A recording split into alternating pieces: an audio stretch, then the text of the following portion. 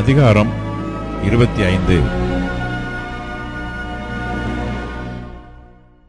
கர்த்தர் சீனாய் மலையில் மோசேயை நோக்கி, நீ இஸ்ரவேல் புத்திரரோட சொல்ல வேண்டியது என்னவென்றால், நான் உங்களுக்கு கொடுக்கும் தேசத்திலே நீங்கள் போய் சேர்ந்திருக்கும் போது தேசம் கர்த்தருக்கென்று ஓய்வு கொண்டாட வேண்டும்.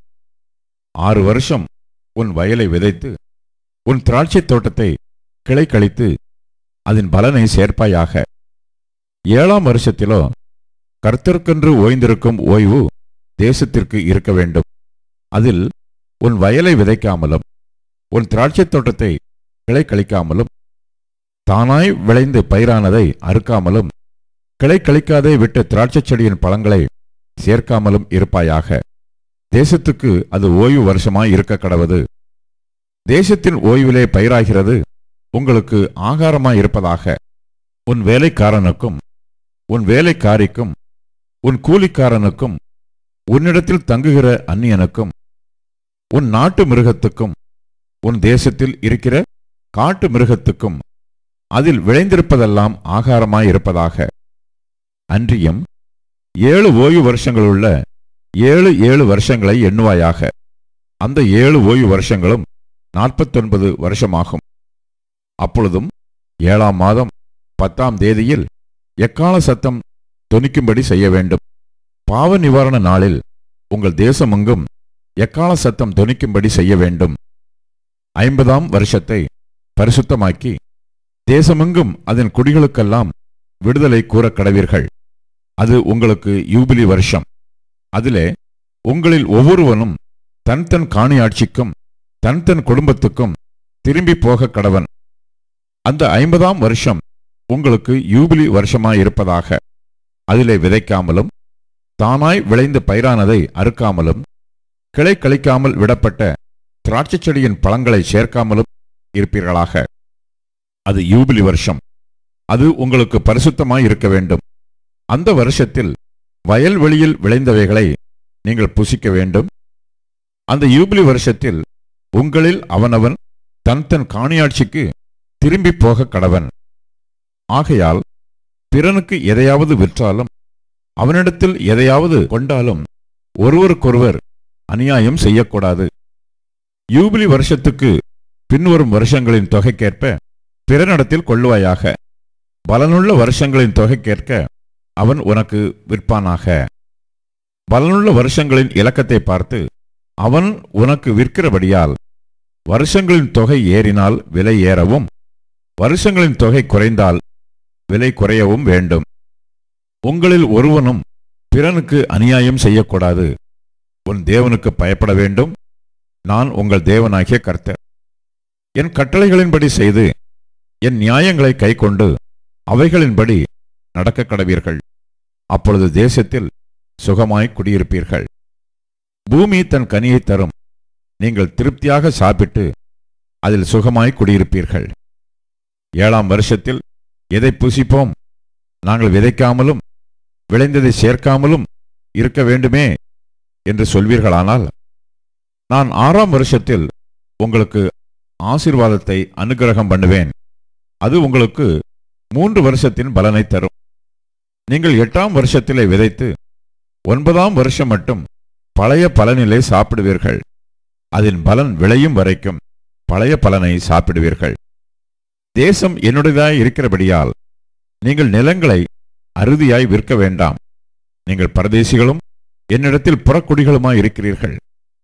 உங்கள் காணியாட்சியான தேசமெங்கும் நிலங்களை மீட்டுக்கொள்ள இடம் கொடுக்க கடவீர்கள். உங்கள் சகோதரன் தரித்திரப்பட்டு தன் காணியாட்சியிலே சிலதை விற்றால் அவன் இனத்தான் ஒருவன் வந்து தன் சகோதரன் விற்றதை மீட்க கடவன்.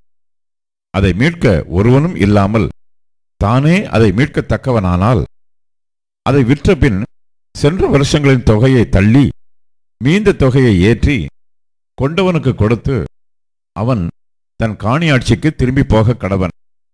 அப்படி கொடுப்பதற்கான நிர்வாகம் அவனுக்கு இல்லாவிட்டால் அவன் விற்றது வாங்கினவன் கையிலே யூபிலி வருஷம் மட்டும் இருந்து யூபிலி வருஷத்திலே அது விடுதலையாகும். அப்பொழுது அவன் தன் காணியாட்சிக்கு திரும்ப போவான். ஒருவன் மதில் சூழ்ந்த பட்டணத்தில் உள்ள தன் வாசஸ்தலமாகிய வீட்டை விற்றால் அதை விற்ற ஒரு வருஷத்துக்குள் அவன் மீட்டுக்கொள்ளலாம். ஒரு வருஷத்துக்குள்ளாகவே அதை மீட்டுக்கொள்ள வேண்டும். ஒரு வருஷத்துக்குள்ளே அதை மீட்டுக் கொள்ளாதிருந்தால் மதில் சூழ்ந்த பட்டணத்தில் உள்ள அந்த வீடு தலைமுறை தோறும் அதை வாங்கினவனுக்கே உரியதாகும். யூபிலி வருஷத்திலும் அது விடுதலையாகாது. மதில் சூழப்படாத கிராமங்களிலுள்ள வீடுகளோ தேசத்தின் நிலங்கள் போலவே எண்ணப்படும். அவைகள் மீட்கப்படலாம். யூபிலி வருஷத்தில் அவைகள் விடுதலையாகும். லேவியரின் காணியாட்சியாகிய பட்டணங்களில் உள்ள வீடுகளையோ லேவியர் எக்காலத்திலும் மீட்டுக்கொள்ளலாம். இஸ்ரவேல் புத்திரருக்குள்ளே லேவியருடைய பட்டணங்களில் உள்ள வீடுகள் அவர்களுக்குரிய காணியாட்சியானபடியால் லேவியரிடத்தில் அவனுடைய காணியாட்சி பட்டணத்தில் உள்ள வீட்டை ஒருவன் வாங்கினால் விற்கப்பட்ட அந்த வீடு யூபிலி வருஷத்தில் விடுதலையாகும். அவர்கள் பட்டணங்களை சூழ்ந்த வெளிநிலம் விற்கப்படலாகாது. அது அவர்களுக்கு நித்திய காணியாட்சியாய் இருக்கும். ஒரு சகோதரன் தரித்திரப்பட்டு கையழைத்து போனவனானால் அவனை ஆதரிக்க வேண்டும். பரதேசியைப் போலும் தங்க வந்தவனைப் போலும் அவன் உன்னோடே பிழைப்பானாக. நீ அவன் கையில் வட்டியாவது பொலிசையாவது வாங்காமல் உன் தேவனுக்கு பயந்து உன் சகோதரன் உன்னோடே பிழைக்கும்படி செய்வாயாக. அவனுக்கு உன் பணத்தை வட்டிக்கும் உன் தானியத்தை பொலிசைக்கும் கொடாயாக. உங்களுக்கு கானான் தேசத்தை கொடுத்து உங்களுக்கு தேவனாய் இருக்கும்படி உங்களை எகிப்து தேசத்திலிருந்து புறப்பட பண்ணின உங்கள் தேவனாகிய கர்த்தர் நானே. உன் சகோதரன் தரித்திரனாகி உனக்கு விலைப்பட்டு போனால் அவனை அடிமையைப் போல் ஊழியம் செய்ய நெருக்க வேண்டாம். அவன் கூலிக்காரனைப் போலவும் தங்க வந்தவனைப் போலவும் உன்னோடே இருந்து யூபிலி வருஷம் மட்டும் உன்னிடத்தில் சேவிக்க கடவன். பின்பு தன் பிள்ளைகளோடும் கூட உன்னை விட்டு நீங்களாகி தன் குடும்பத்தாரிடத்துக்கும் தன் பிதாக்களின் காணியாட்சிக்கும் திரும்பி போக கடவன். அவர்கள் நான் எகிப்து தேசத்திலிருந்து புறப்பட பண்ணின என்னுடைய ஊழியக்காரர். ஆகையால் அவர்கள் அடிமைகளாக விற்கப்படலாகாது. நீ அவனை கொடூரமாய் ஆளாமல் உன் தேவனுக்கு பயந்திரு. உனக்கு இருக்கும் ஆண் அடிமையும் பெண் அடிமையும் சுற்றிலும் இருக்கிற புறஜாதிகளாய் இருக்க வேண்டும். அவர்களில் நீ ஆண் அடிமையையும் பெண் அடிமையையும் விலைக்கு வாங்கலாம். உங்களிடத்தில் பரதேசிகளாய் தங்குகிற அந்நிய புத்திரரிலும் உங்கள் தேசத்தில் உங்களிடத்திலே பிறந்திருக்கிற அவர்களுடைய குடும்பத்தாரிலும் நீங்கள் உங்களுக்கு அடிமைகளைக் கொண்டு அவர்களை உங்களுக்கு சுதந்திரமாக்கலாம். அவர்களை உங்களுக்கு பின்வரும் உங்கள் சந்ததியாரும் சுதந்திரிக்கும்படி நீங்கள் அவர்களை சுதந்திரமாக்கிக் கொள்ளலாம். என்றைக்கும் அவர்கள் உங்களுக்கு அடிமைகளாய் இருக்கலாம். உங்கள் சகோதரராகிய இஸ்ரவேல் புத்திரரோ ஒருவரையொருவர் கொடூரமாக ஆளக்கூடாது. உன்னிடத்தில் இருக்கிற பரதேசியும் அந்நியனும் செல்வனாயிருக்க அவனிடத்தில் இருக்கிற உன் சகோதரன் தரித்திரப்பட்டு அந்த பரதேசிக்காவது அந்நியனுக்காவது பரதேசியாரின் குடும்பத்தாரில் எவனுக்காவது அவன் விலைப்பட்டு போனால் அவன் விலைப்பட்டு போன பின் திரும்ப மீட்கப்படலாம். அவன் சகோதரரில் ஒருவன் அவனை மீட்கலாம். அவனுடைய பிதாவின் சகோதரனாவது அந்த சகோதரனுடைய புத்திரனாவது அவன் குடும்பத்திலுள்ள அவனைச் சேர்ந்த இனத்தாரில் எவனாவது அவனை மீட்கலாம். தன்னால் கூடுமானால் தன்னைத்தானே மீட்டுக்கொள்ளலாம். அவன் தான் விலைப்பட்ட வருஷம் தொடங்கி யூபிலி வருஷம் வரைக்கும் உண்டான காலத்தை தன்னை விலைக்கு கொண்டவனுடன் கணக்கு பார்க்க கடவன். அவனுடைய விலைக்கிரயம் கூலிக்காரனுடைய காலக்கணக்கு போல வருஷத் தொகைக்கு ஒத்து பார்க்க வேண்டும். இன்னும் அநேக வருஷங்கள் இருந்தால் அவன் தன் விலைக்கிரயத்திலே அவைகளுக்கு தக்கதை தன்னை மீட்கும் பொருளாக திரும்ப கொடுக்க கடவன்.